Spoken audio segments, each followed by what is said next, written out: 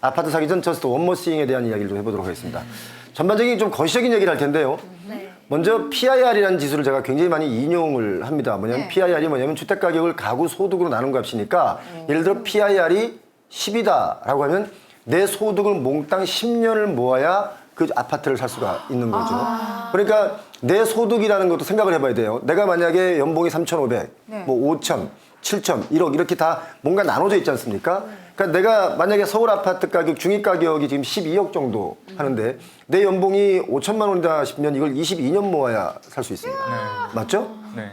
22년을 내 월급을 다 몽땅 모아야 살 수 있는 게 22년인데 뭐 좀 쓸 거 쓰고 뭐 학원 다니고 뭔가 좀 경비 지출을 교통비 쓰고 하면 저축 못 하잖아요. 이번 생에는 뭐 그럼 보통 22년 곱하기 4. 우리가 내 월급에 왜 4를 하냐면 내 월급의 4분의 1만 저축해도 훌륭한 저축이거든요. 그렇죠. 그렇잖아요? 네. 요즘 특히 고물가 시대에는 돈을 쓰고 싶어도 돈이 없잖아요. 없어요. 그러니까 예전보다 더 많은 지출이 나가고 있는 상황이고 소득이 늘어났다고는 하지만 물가 상승률 대비 0.8%밖에 늘어나지 않았거든요. 그런데 또 물가를 또 따져보면 우리가 정작 필요한 물가 이런 지수를 보면 내가 진짜 써야 할 물가는 더 비싸요, 사실은. 맞아요, 진짜. 그러다 보니까 우리가 뭐 숫자로 0.8% 뭐 소득이 올랐네 이런 얘기가 중요한 게 아니라 지금 우리가 체감하는 것은 그 이상이다. 그러니까 월급이나 출연료는 안 오르는데 계속 물가만 올라요. 특히 이제 서현진 아나운서 같은 경우는 출연료 안 오르는 게 굉장히 불만이겠지만 불만이에요. 저는 뭐냐면 그래서 내 소득을 중위권으로만 본다고 치더라도 적어도 100년을 저축을 해야 서울 아파트를 살 수 있다. 자, 여기서 제가 여러분께 한 가지 여쭤볼게요. 네. 서울 아파트가 지금 싸다고 생각하시는지 아니면 비싸다고 생각하시는지. 너무 비싸요. 사실 너무 비싸죠. 근데 또 어떤 한 축에서는 서울 아파트 가격이 앞으로 더 뛴다라는 축들이 더 많이 있지 않습니까? 지금 주택을 보유하고 있는 분들이 55%가 넘어가고 보유하고 있지 않은 분들이 한 45% 되거든요. 그런데 이걸 좀 냉정하게 바라볼 필요가 있는 게 뭐냐면 서울의 아파트 중위 가격으로만 보자면 PIR 지수가 25입니다. 25년을 모아야 살 수 있는. 25년이니까 아까 제가 말씀했죠. 곱하기 4? 4분의 1만 저축한다고 치면 이거 딱 100년이에요.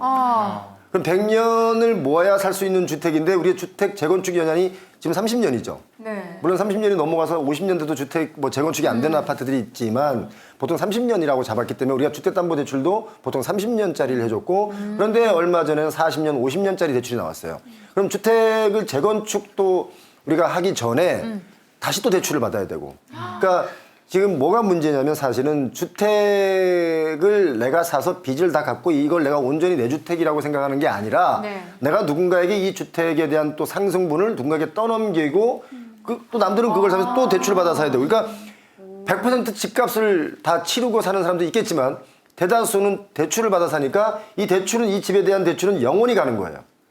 그렇지 않습니까? 집값 오를 거야. 어차피 사놓으면 오르게 돼 있어. 막 이러면서. 그렇죠. 그러니까 이렇게 집을 사는 이유는 뭐냐면 바로 말씀하신 대로 집값이 오를 거라는 기대 때문에 지금까지 부동산 불패 시대에 우리가 계속 살아왔잖아요. 특히 우리 여기 계신 부모님 세대들 또 저보다 훨씬 선배님들은 다 부동산 불패 시대를 살아왔고 이제 그러나 앞으로는 그렇지 않을 수도 있다는 불안감이라는 게 사실 있죠. 뭐 오늘 시간이 짧으니까 많은 얘기를 못 하겠지만 인구 감소 얘기도 있고 또 청년들이 숫자가 많이 줄어들면 역시 경제활동 인구가 줄어들지 않습니까? 여러 가지를 고려해 볼 때 특히 그 수도권이라고 하더라도 교통이 좀 불편하거나 뭔가 입지가 좀 외곽이다 싶은 아파트들은 앞으로 정확히 10년, 15년 뒤면 공실될 가능성이 높다. 이거 굉장히 우리가 이걸 간과하고 있거든요. 그래서 제가 깜짝 놀란 것은 뭐 여기 있는 우리 스태프분들 다 공감하실 얘기일 수 있는데 제가 어디 국도를 가는데 한참 국도를 서울로 벗어나서 한참 가는데 그 도로변에 막 아파트를 막 수천 채를 짓고 있는 거예요. 저는 거기가 대한민국인지 중국인지 헷갈렸어요. 왜냐면 거기는 그렇게 교통이 좋지가 않아요. 그런데 주택을 이렇게 아파트를 짓고 있단 말이죠. 그럼 지금 새 아파트란 말이에요. 그런데 과연 거기에 앞으로 10년, 15년 뒤에 그 아파트를 꽉 채울 만한 수요가 있을까에 대한 의문점은 가질 필요가 있잖아요. 합리적으로. 늘 가지고는 있어요. 너무 신기해요. 정말 그 아파트를 다 어떻게 팔지? 그렇죠. 근데 다 팔려요.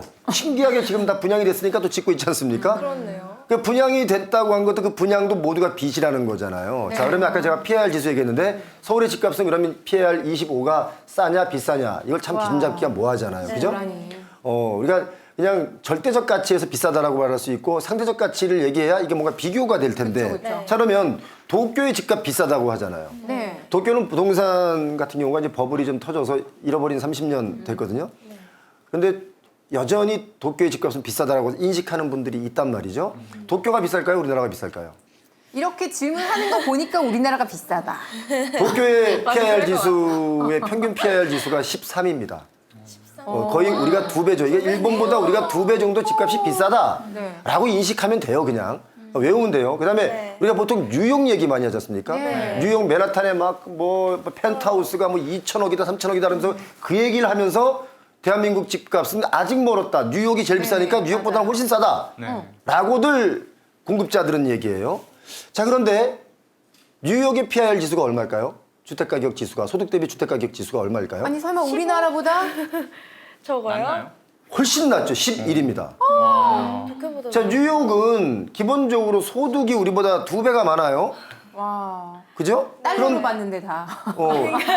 제가 뉴욕 얘기 나왔으니까 뉴욕 얘기를 약간 살짝 곁들이면 네.